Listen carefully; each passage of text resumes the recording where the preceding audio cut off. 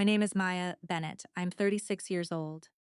I walked into my younger brother's wedding thinking I had finally earned one quiet seat in a room full of people who never understood what it took to get him there. I wasn't there to be praised. I wasn't there for speeches about the years I worked until my feet went numb, or the nights I came home too exhausted to eat because every extra dollar went into his future. I came because the boy I helped raise was becoming a husband, and for one day, I just wanted to feel proud without having to justify why I deserved to be there. The country club was polished, expensive, and silent, in that careful way rich places often are. Like even the air was trained not to make mistakes. I found my seat near the edge of the hall. I smiled at the white flowers, reached for the name card beside my plate, and then my whole body went cold. It didn't say sister of the groom. It didn't say family. It said poor, uneducated sister living off her brother. For a moment, I thought I must have misread it. Then I heard laughter. Not confused laughter, not nervous laughter. Laughter from people who had been waiting for me to see it. The bride's family covered their mouths, leaning into each other like my humiliation was part of the show. I slowly looked across the room at my little brother. All I could think was, not today. I would not ruin his wedding. I would take the insult, stand up quietly, and leave. But before I could move, he grabbed my hand. His chair scraped loudly as he stood up so fast it cut through the music. The entire room turned toward him. He looked straight at the bride's father. His voice was calm, but it carried through the hall. You just made the most expensive mistake of your life. Silence fell instantly. The music didn't matter anymore. Even the laughter died in people's throats. He was still holding my hand. No one moved. Across the room, the bride's father slowly stood up.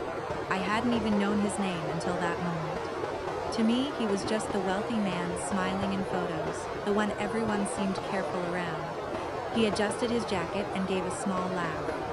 "Sit down," he said. "You're embarrassing yourself." My brother didn't sit. "Explain the card," he said. The man glanced at it, acting like he was seeing it for the first time. That alone was almost more insulting than the words on it. "It was a joke," he said lightly. "A harmless one. Your sister looks old enough to handle it." A few people shifted uncomfortably. No one defended me. No one spoke. That's when I understood something clearly. Some people laughed because they thought it was funny.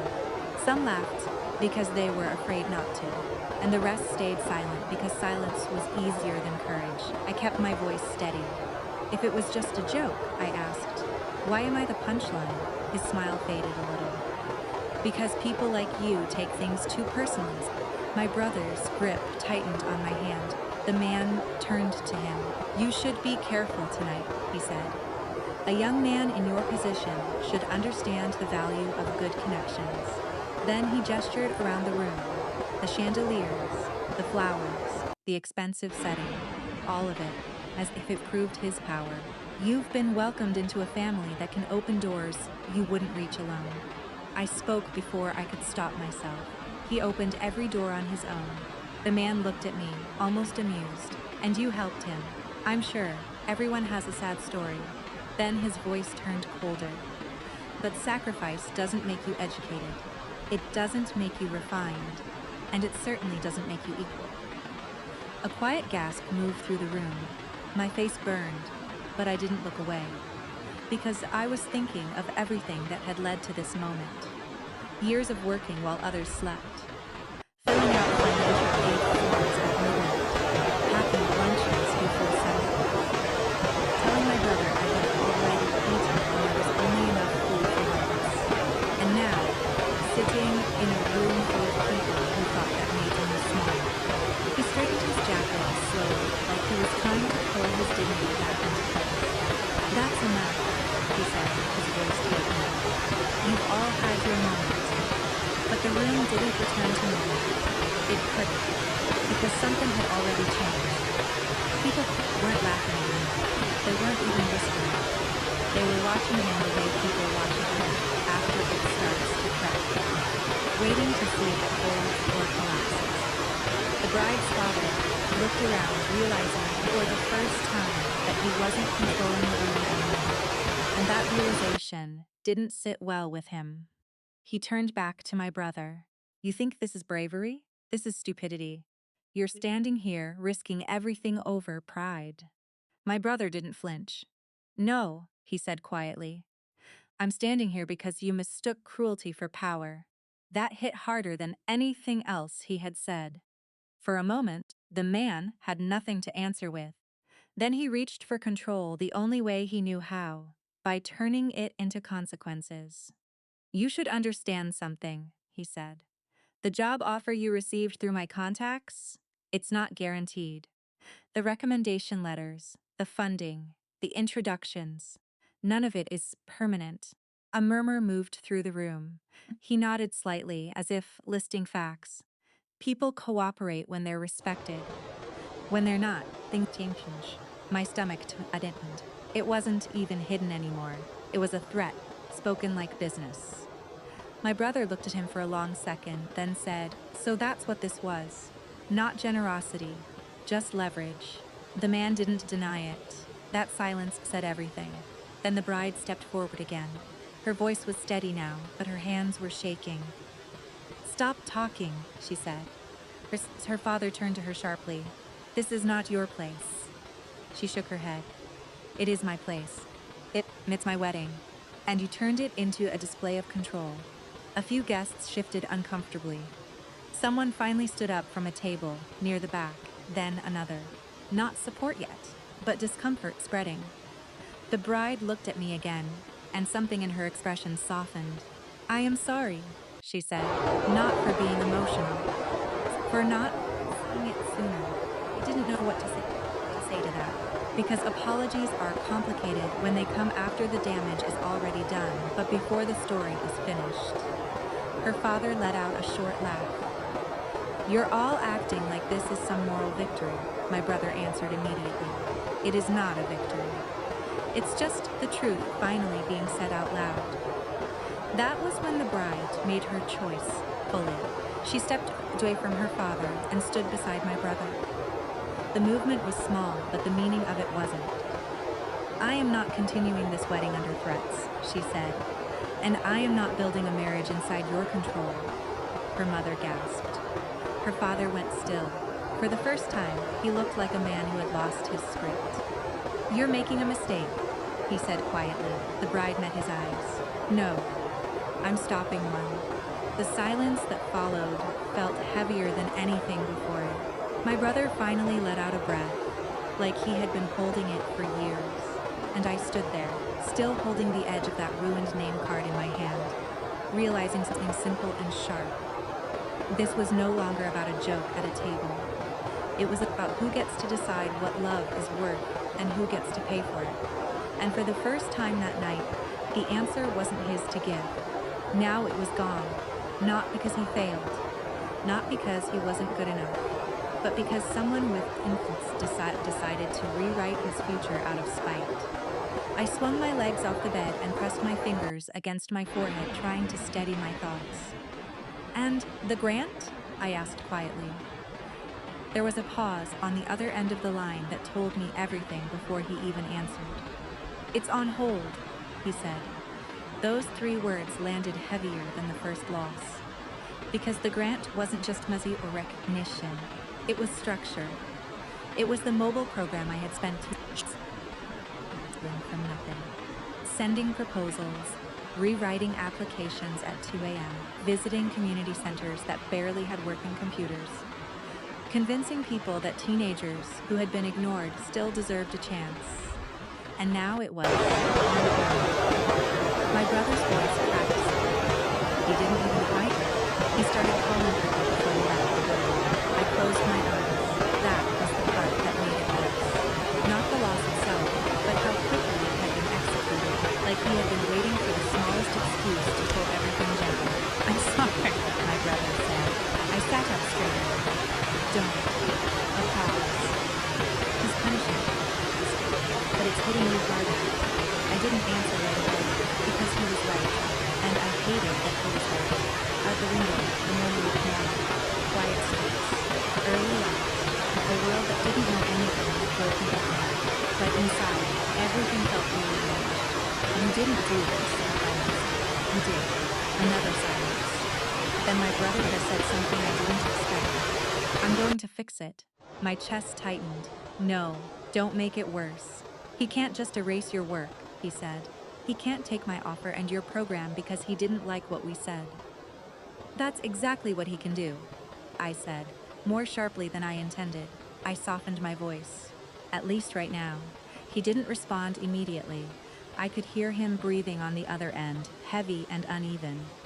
Then he said, "So we just let him?" I sat there for a moment looking at the wall, thinking about all the years I had learned to survive by choosing when to fight and when to absorb the hit. "No," I said carefully. "We don't let him. But we don't walk into his trap either." Another pause, because that's what it was starting to look like. Not just punishment, but a setup. A man like that didn't only want control. He wanted a reaction he could label as proof. My brother exhaled slowly. "He's going to keep going." "Yes," I said. That was the simplest truth of all. The wedding had ended, but the consequences hadn't. Outside my room, the world was still waking up. Somewhere, people were going to work, drinking coffee, checking emails that didn't destroy their lives in one sentence. But for us, the next chapter had already started without permission. And the only thing I knew for certain in that moment was this. Whatever he had taken from us, he wasn't going to stop there. He was just getting started. I looked at him steadily. "It's not a threat," I said. "It's a boundary." The word landed in the room differently than anything else so far. He didn't react immediately, which told me it bothered him more than he wanted to show. The lawyer shifted slightly in his seat. The bride's mother stared at her hands. The bride herself stayed still beside my brother, but I could see her breathing had changed. Slower, deliberate, like she was holding herself in place. Her father leaned back in his chair. "Boundaries," he repeated, almost amused. Interesting word for people who are currently sitting in my home demanding explanations. My brother spoke before I could. "We didn't come to demand anything," he said. "We came because you made decisions that affected all of us."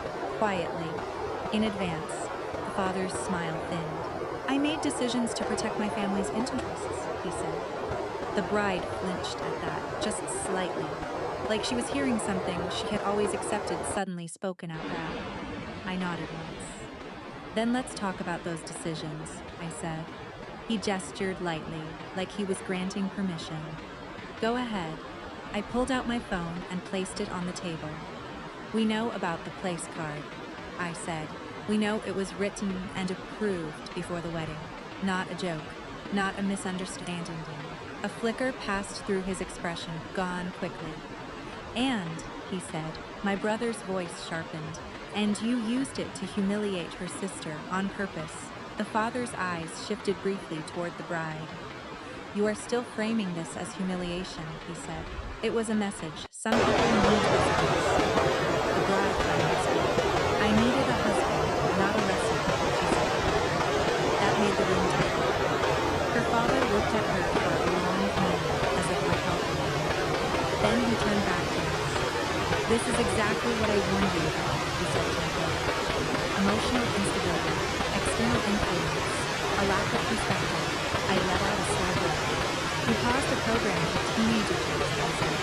"Not because risk, not because of performance, because we were offended." His gaze shifted to me. I paused something that was attached to me, he corrected. "There is a difference." "There isn't," I said. "Not in practice." The lawyer cleared his throat softly, but didn't speak. My brother leaned forward now. "You also contacted my employer," he said. "And the company's tied to my offer." The father didn't deny it. "I made inquiries," he said calmly. "That's how influence works. People who are connected protect their networks." The bride stood up then. "No," she said. Everyone looked at her. "That's how control works," she continued. "You don't protect anything.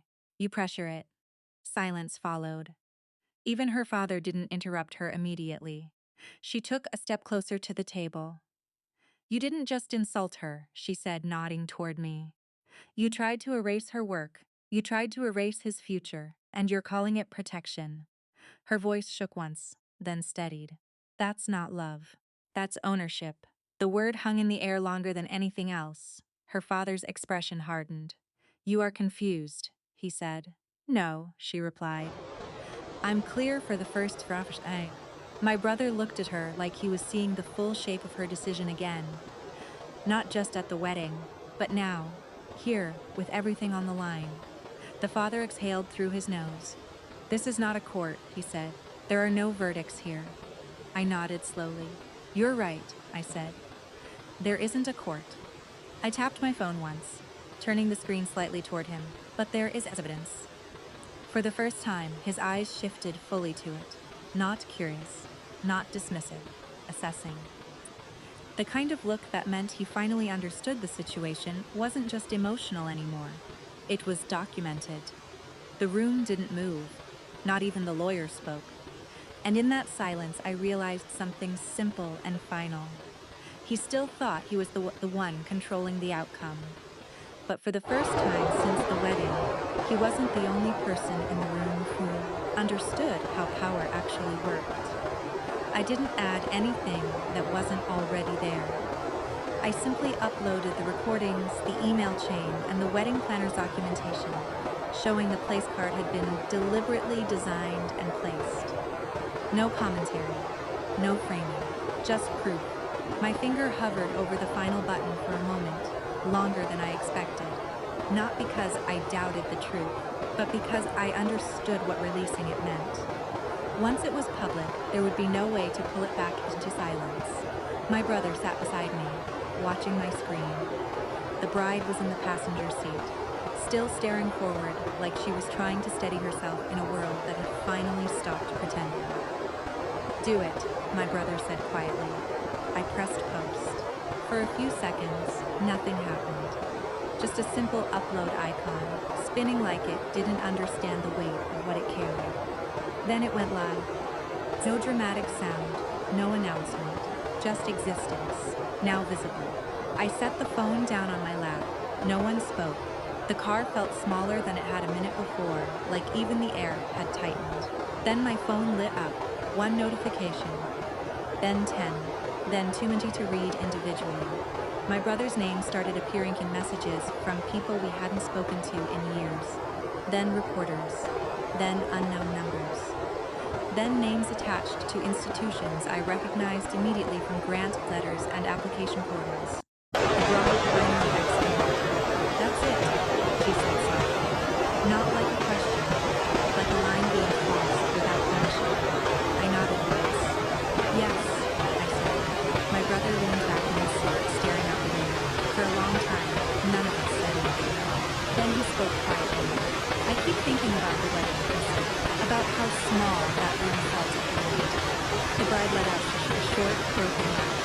It wasn't small, she said. It just stopped hiding what it was. My phone buzzed again. This time, I looked. A statement had already been issued. Short, controlled, carefully worded. But it didn't deny anything. That was the detail that mattered most. My brother saw my expression. What is it? He asked. I handed him the phone. He read it in silence. Then he gave a slow shake of his head. He's trying to contain it, he said. I nodded. Yes. The bride turned slightly in her seat. Will it work? She asked. I looked out the window as the car moved forward through the morning traffic, past people who had no idea a different kind of weather had just started somewhere behind us. I don't think so, I said, because once something like that leaves private rooms and enters public household, it stops belonging to one man. It starts belonging to everyone who recognizes it. And for the first time since the wedding, I realized something had shifted completely. Not just in his world, in ours. We weren't waiting anymore. What surprised me most wasn't the scale of the reaction, it was how quickly the internet moved on from outrage into memory. Not everyone forgot, but attention has its own gravity. New stories pulled people away. Old ones settled into comment sections and reposts. where they slowly turned into reference points instead of breaking news. For me, that shift felt strange. One day my phone was burning with notifications. The next, it was just ringing like a normal phone again. Work didn't become easier, it just became quieter. The grant review didn't turn into instant approval, it turned into meetings, questions, oversight. People who wanted to understand how something like that could happen without it being repeated. I answered all of it, not loudly, not emotionally, just consistently. My brother went back to job interviews, but this time without connections attached to his name. He didn't talk much about Harrington and Vale anymore. When he did, it wasn't anger, it was distance. I don't want anything that can be turned off like a switch, he said once. The bride moved into the small apartment beside ours, more fully than anyone expected. There was no dramatic announcement, no final speech. Just boxes appearing over days instead of hours, like she was slowly choosing a different life, in pieces she could carry. Her father stopped appearing in our lives, the way storms stop appearing in forecasts once they move far enough away.